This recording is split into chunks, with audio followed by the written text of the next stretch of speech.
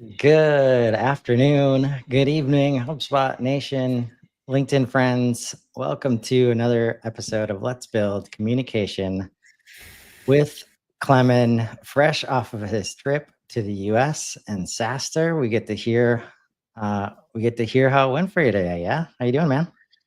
Doing good. Thanks to kids, I don't know what jet lag means, which is a good thing. There you go. So yeah, instead of taking pills to go over jet lag, you can just have kids and then you're done. Oh, So yeah. but yeah, SaaStr last week was intense. It was my first time in San Francisco, so it was kind of a cultural shock in a way for me. Okay. How the whole community there thinks and sees AI.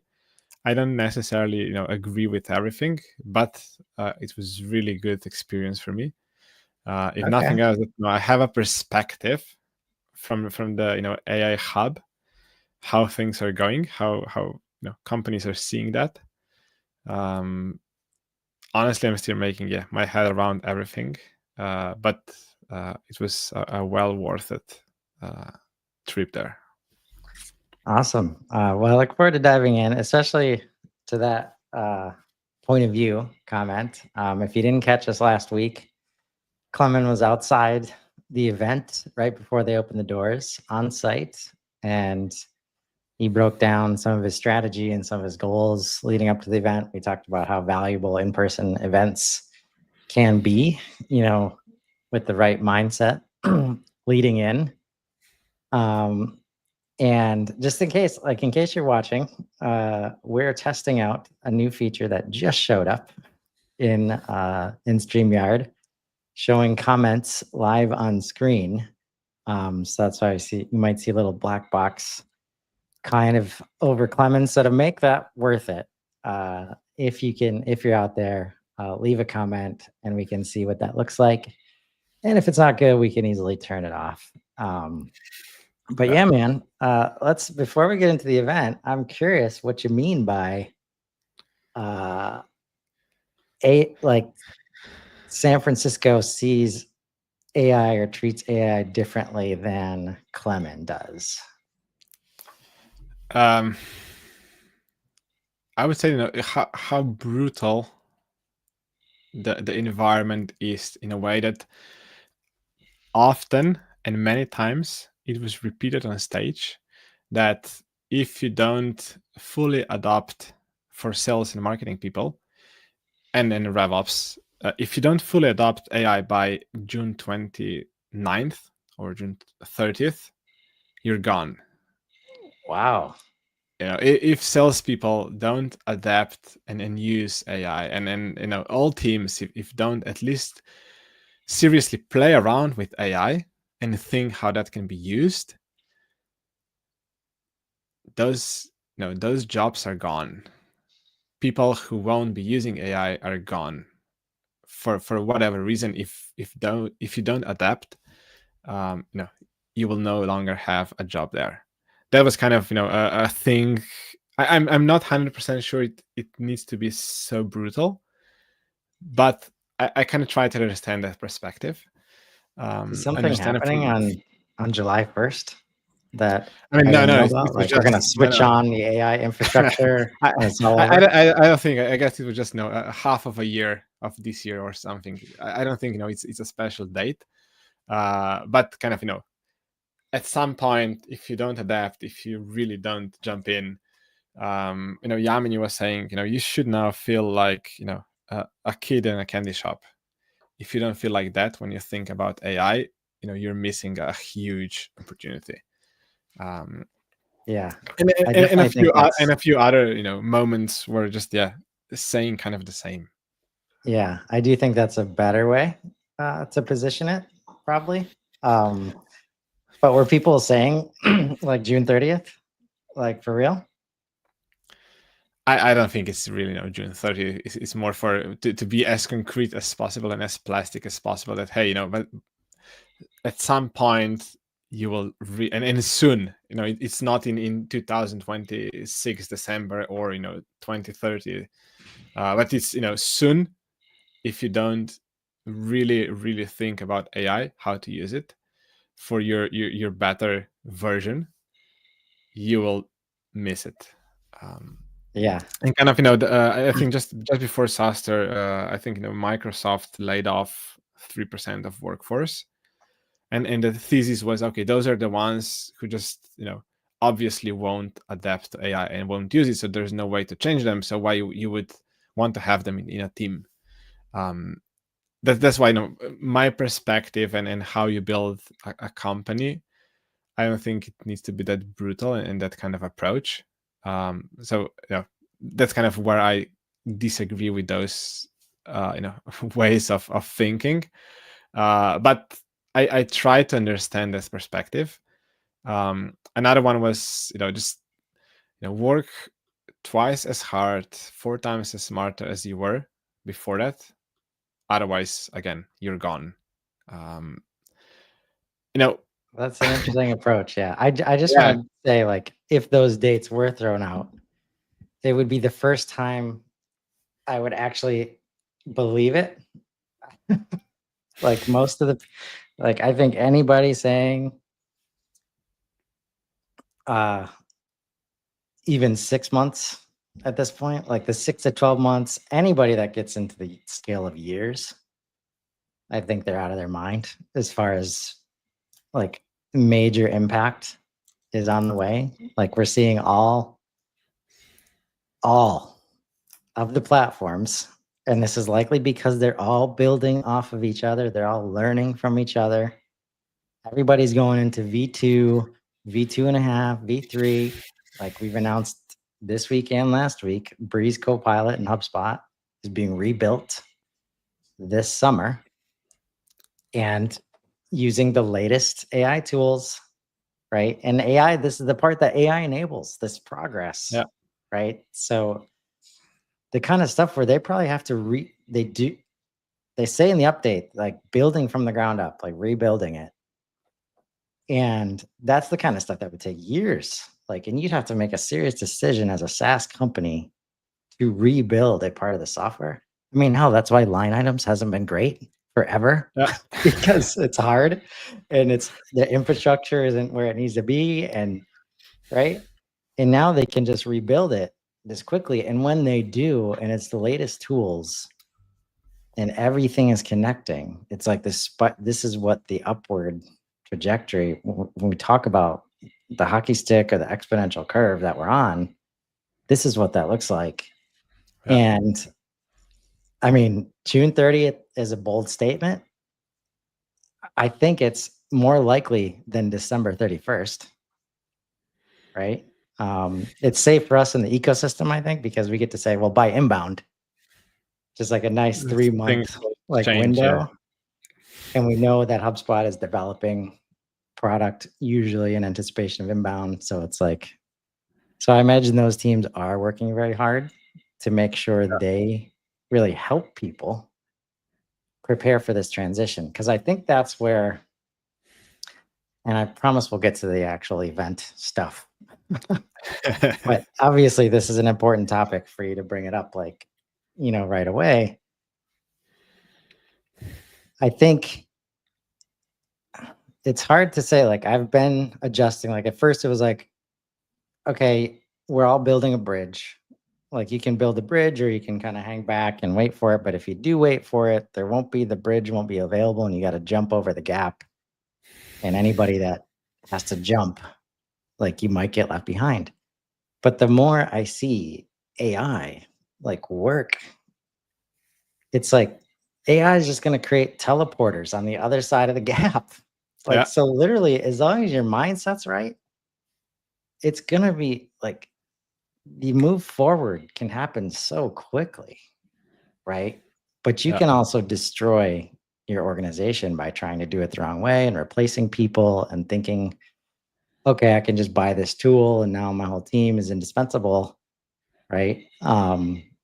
So I think it's definitely an interesting take to try and create urgency, but it sounds like you might think there's a better way to create urgency, and maybe that was, Yamini's message that you were leaning towards. I mean, yeah.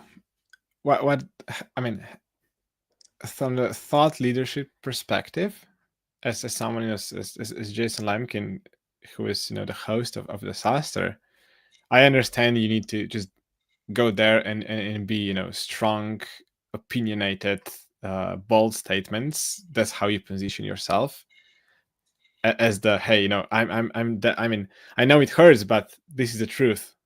It's, face it. The sooner you face it, the sooner you can be better and adapt to it. But from a founder perspective, working in a smaller team, I think it can be a more soft transition. But the message, I think, is correct. Start using, thinking, playing, whatever you do around AI. Start yesterday, not tomorrow. Because otherwise you'll be left behind. It doesn't mean you need to replace your another term I started seeing, at least on LinkedIn, is now AI ops instead of rev ops and all that. Yeah, I mean, things are coming. The message, I think, is clear. AI is, yes, it's here. We all know it, and the sooner you seriously start thinking about it, the better is for you, for your organization adapting to it. And in that message, I mean, I agree with that message. Yeah. How brutally you say it, we can debate here. And of course, West Coast and then Silicon Valley, I think is more brutal than Europe for sure. So there's, if nothing else, it's a cultural difference. Right. But But like, the general frame, I agree. yeah.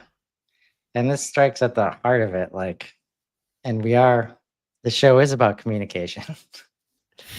And the risk that we take, like when creating urgency in that way, is people pull back, like they put a wall up. They almost see it as a challenge. Like, oh yeah, the way I've been working has worked for a long time. I've been successful. And you just challenge me to say that I won't be able to live with AI and watch me. Right. And that's similar to like that replacement fear gets triggered inside of organizations too. When you're like, oh, we're just going to test this customer agent, just going to test this prospecting agent. And you don't share the whole story, which is, yes, this stuff can do the work so that we can send you to events like SaaStr to network and build relationships Yeah. and meet people, right?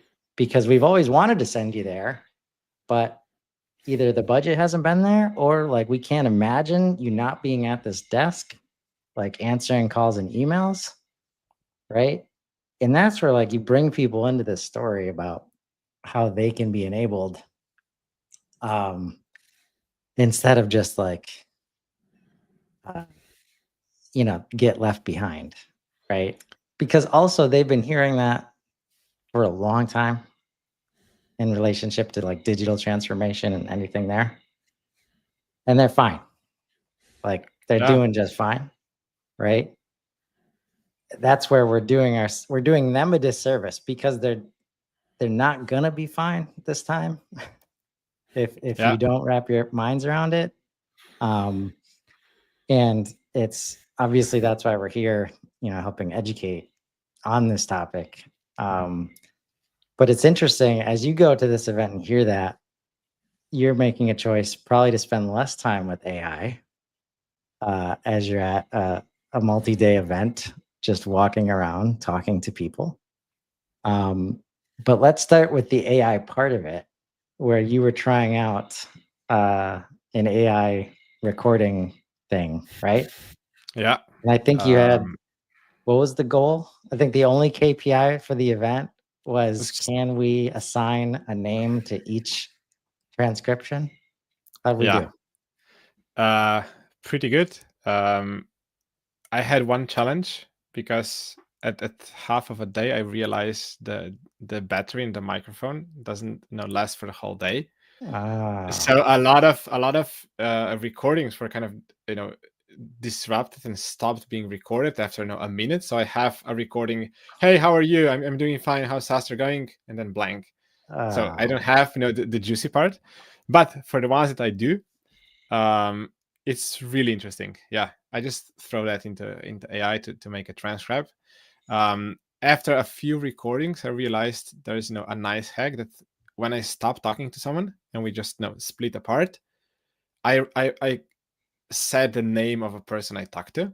So then it was much easier to connect. I just needed to know a name of that person, and I didn't need to go through the whole recording and try to remember with whom I was talking to. I was just at the end check the name. I know with whom I was talking to because on the fly with everyone I talked to, I connected on LinkedIn as we were talking. So I was just going then on my flight back through the connections for the past 5 days, going through the last part of the recording and just combining that. So that was kind of the hack I need to really adjust for inbound. And then all the technical stuff, but yeah, there are ways how you can really make it work. Yeah, I joked. At first, it was a joke. Now I very much know it's not a joke at all. On Sunday with Nico and Aaron, it's like I finally understand what's happening when Kirk goes captain's log on Star Trek. This must be what he's doing. Yeah, I mean, just, right? There must be some database. Yeah, right. Because really, especially in relationship to what we talked about on Sunday, and I'll be happy to work on this with you if needed, but for inbound, it's like do that right away, and then agent does stuff, right? Imagine that world.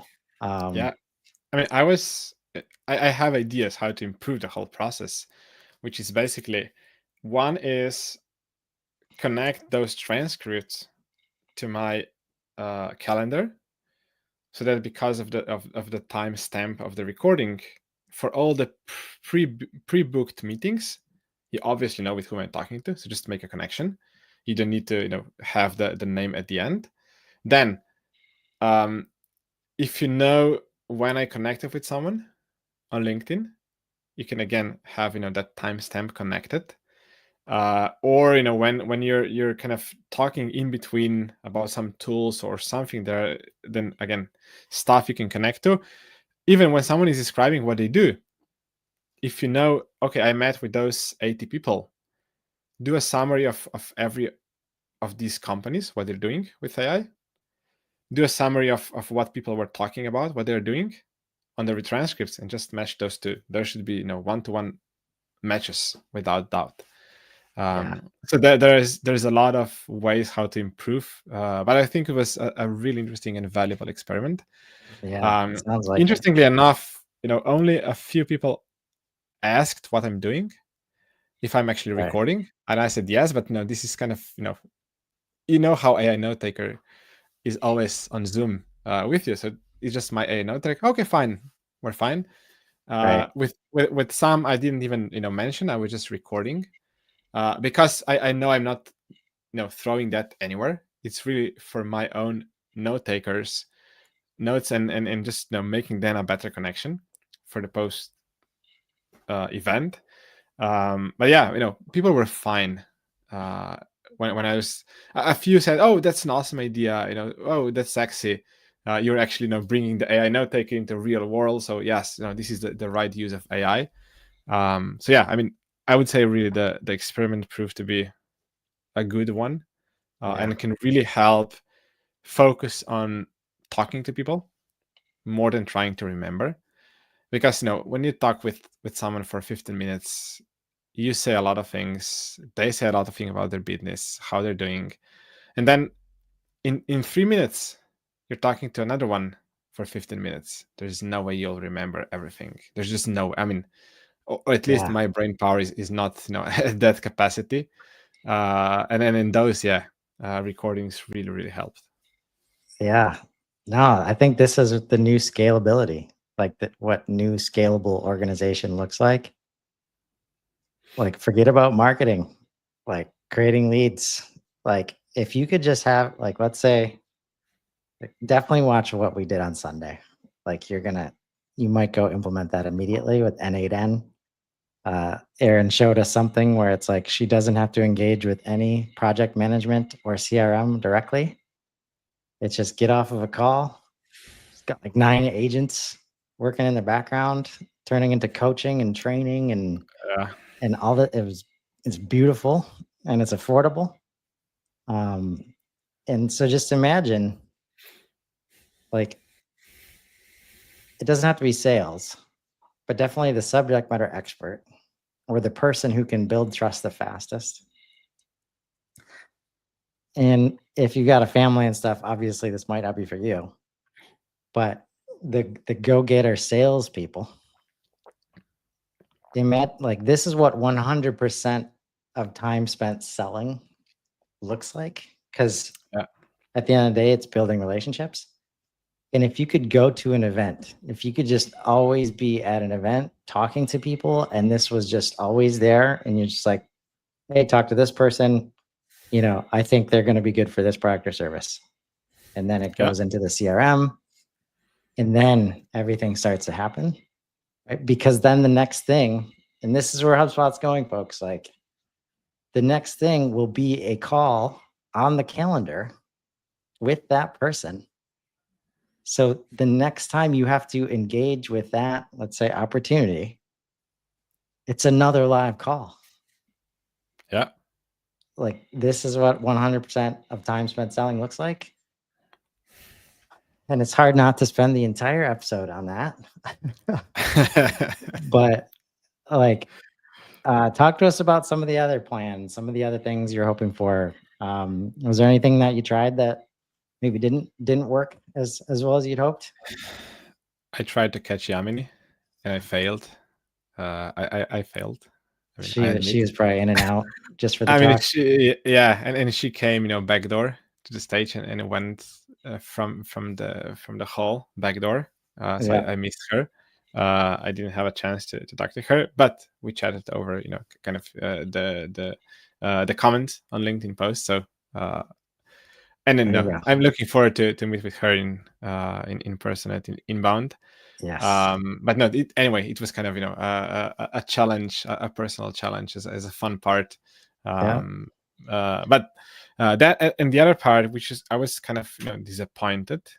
2 hours after Saster started, of course, I was wearing an alien. Saster police, whatever those guys are, got to me and said to put it off because you're not allowed to wear any costume, anything. You can just have a t-shirt, nothing else. You can only have that at a booth. So I lost my my body. So I was only left with luckily they allowed me to have my using HubSpot t-shirt. So that was still a really useful piece of communication starter. I bumped with a guy at a happy hour at the end of the event, and he said, "Gosh, I've been seeing you, for 3 days walking around with that T-shirt." And then 5 times I wanted to stop you, but I just didn't have time. And let's talk now. And it turns out they're also building an app on top of HubSpot as part of HubSpot ecosystem and so forth. So yeah, it really helps. Awesome. And for all Let's those live events, I'm really finding it useful that you have something how you can how people on the other side of a hall can connect to you, and you just start from that. Even when I was I was going through all the booths, just learning what they have about everything, and of course part of my intention was also to figure out what CRM they use. And when I showed my T-shirt, they first laughed. If they said we're in HubSpot, okay, let's talk. If we're not, I just made a joke out of that, and we kept the conversation going, and it was a natural conversation starter. So it's a relevant icebreaker. I mean, regardless of what's the answer, you have a communication going. Right. Yeah. Like, I mean, we talked about a little last week when we talk about KPIs kind of driving the wrong behavior. Like, if your goal is like, okay, who can we sell our app to, right? The person also building an app for HubSpot might be like, all right, like I'm gonna waste my time if we have a conversation, like hi, bye, right?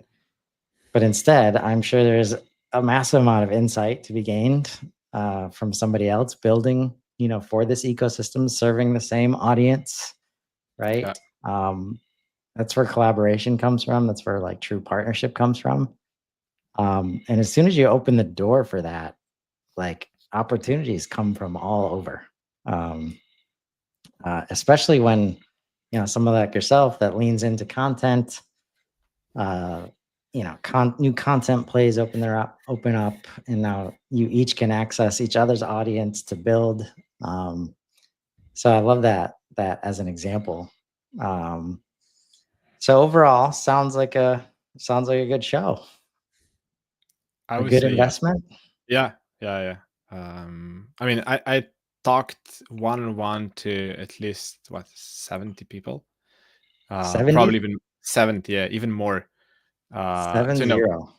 Yeah. I reached out to a lot of them prior to the event, so it was just a coordination. But even a lot of people I just randomly. For example, I started listening to one of the talks, and the guy next to me sit down. I said, "Hey," and it turns out it's a VP of sales at a company using HubSpot. I just said hi, and we started talking, and now we're figuring out a good time to keep the conversation going. He was happy to talk to me because he saw my T-shirt, and it was again a good conversation starter. Right. And another one was, which I think is an interesting idea. Inbound folks, if you're listening, they organized a VIP poker event where there was an area for every attendee to play poker, kind of a networking, and then was a closed area for CROs and CEOs who had to apply, and you need to be accepted. I was accepted, so in the morning I asked ChatGPT how to play poker. So I spent 15 minutes to learn how to play poker, and then I had a lot of fun because it was not my money. But that kind of close group of CEOs and CROs. At one table there was a guy. We started chatting, and it turns out he's an investor in Arrows. At another table, I said, "Hey, I'm from Slovenia," and the other guy started cheering for Luka Doncic, who is a basketball player from Slovenia. And it turns out the guy is from Madrid, where Luka played previously. So the whole table started joking about that. And then it turns out he's a RevOps expert at a company using HubSpot for 15 years. That's awesome. But a really random group of people that I wouldn't be able to talk to, but because of that poker event, we just started chatting casually. A guy next to me was an investor. So we had a 50 minutes long debate about how the whole SaaS VC game is changing, and his perspective and his random ideas, how he wants to change his fund game and so forth. I mean, I learned a lot from that. There's nothing I can sell to him. Right. Or probably it's a dead end for a while in terms of what are the next steps in the conversation. But within those 15 minutes, I really learned a lot from a VC guy from the Silicon Valley area, how they are looking at all the SaaS and the whole environment. So those kind of informal gatherings facilitated by the organizer, I think was a really good play from the organizers. Yep. Yeah, I think that's I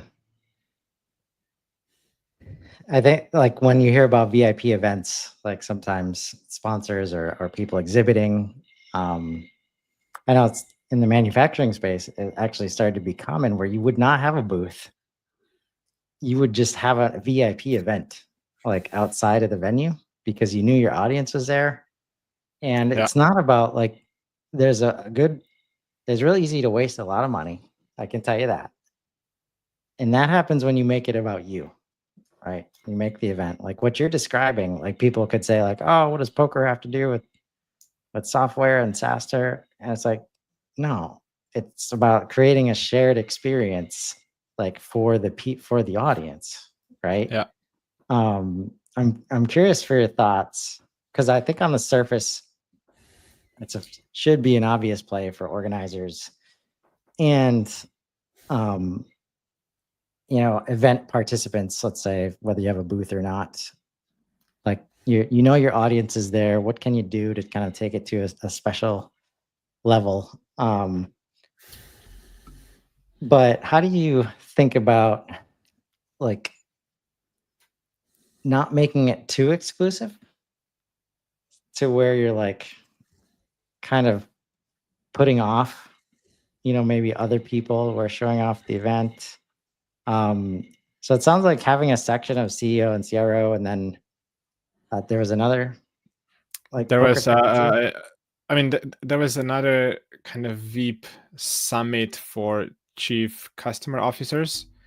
So kind of and there was I think another for CFOs Right. summits. Each of them I think had 100 or 200 seats available or something. So I know how the organizers play that, but in a way that kind of limited seats I think is valuable because then you can keep the amount of people within that group under control that you can actually talk to people. Otherwise, it's just another huge event. Yeah. And then just framing it around in that case, a job title in a way or a role in a company is different compared to all the happy hours and networking events which are happening, by around Inbound. I know that they are, and even at SaaStr, every evening I attended another happy hour show, kind of sponsored by different companies. But this is a different frame. There you're having casual with beer in hand conversations, some snacks. Where here it was really a shared experience of playing a poker, just having a casual conversations with people. Right. And when you lost all your money, you had to move to another table, and when you joined that table, you got again for 5,000 worth of chips. So you were just jumping around.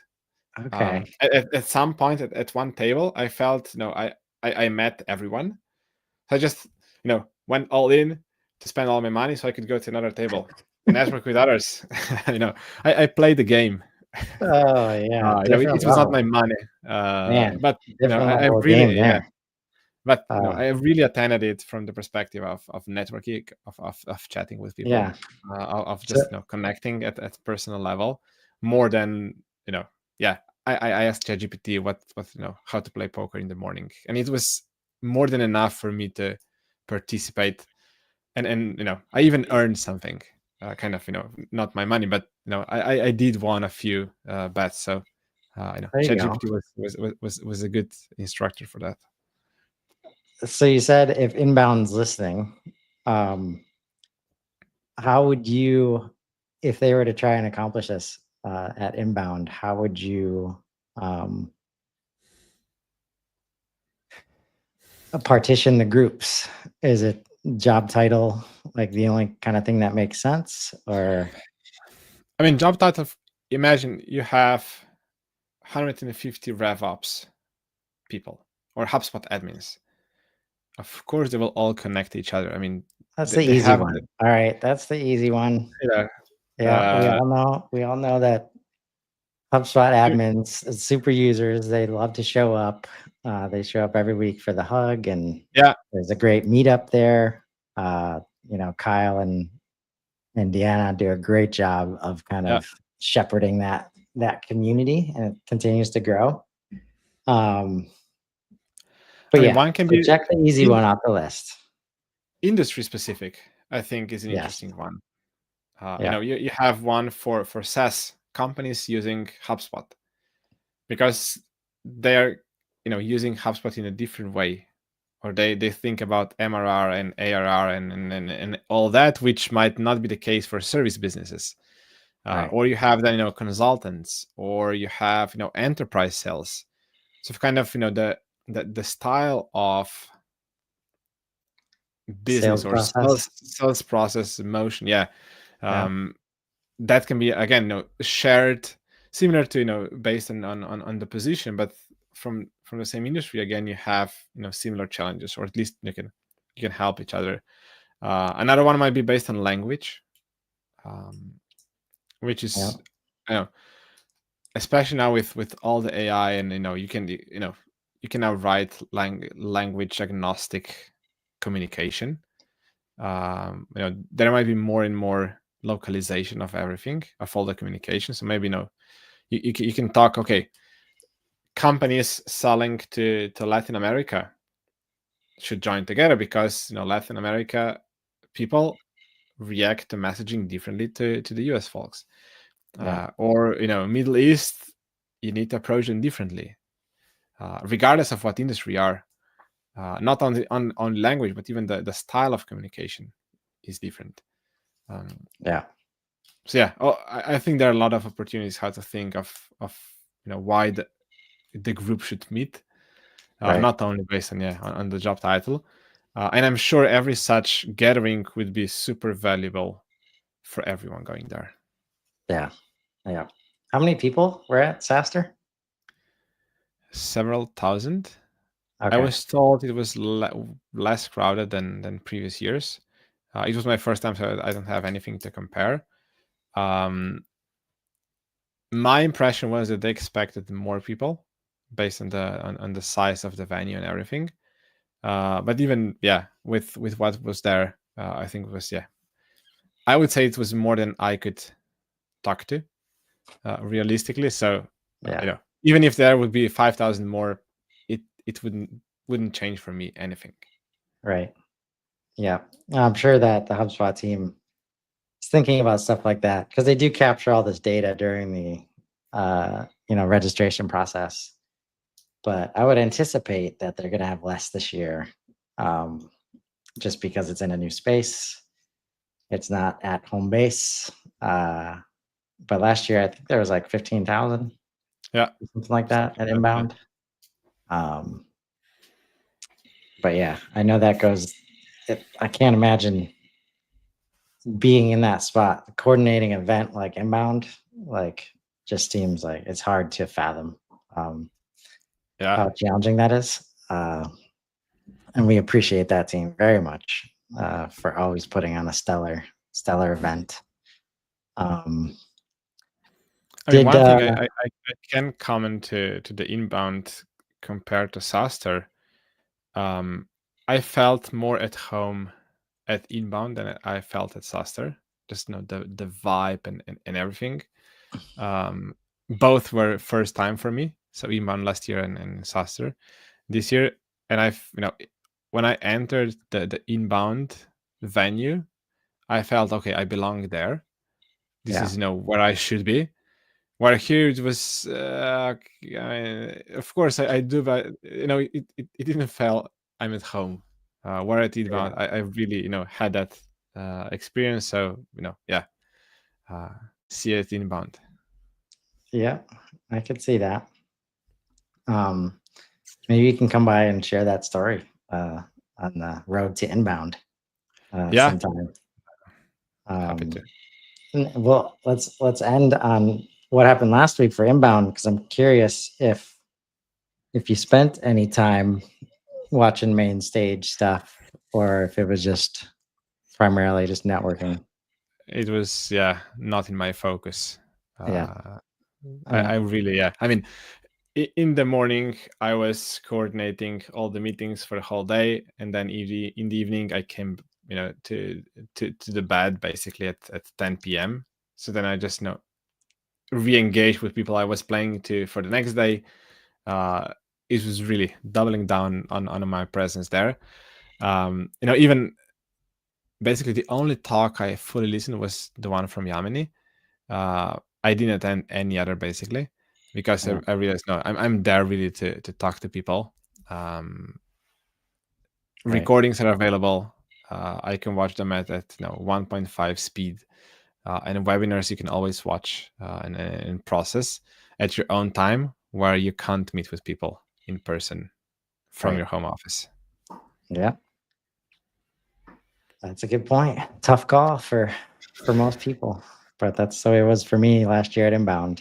You show up for day one, you got the product, you got the whole, HubSpot leadership team giving their talks, where most of the people there are sitting in those seats. And then at the end for Ryan Reynolds, same situation. I mean, it makes no sense to not be at that talk because you're not going to meet everybody else, right?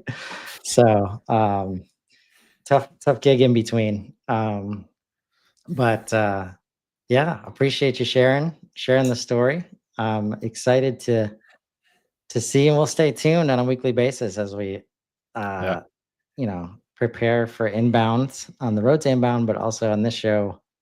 Like, there's so much communication, space to be had. And if you're going to Inbound, there's so many things you could do on the way there to start to set the tone for the kind of, if you're really serious about event ROI, like the campaign does not start like days or weeks before the event, right? It started yesterday.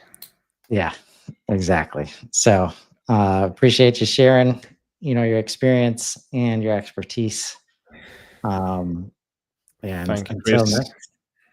Until next week, everybody have an amazing week. We'll see you next time. Have fun. Take care.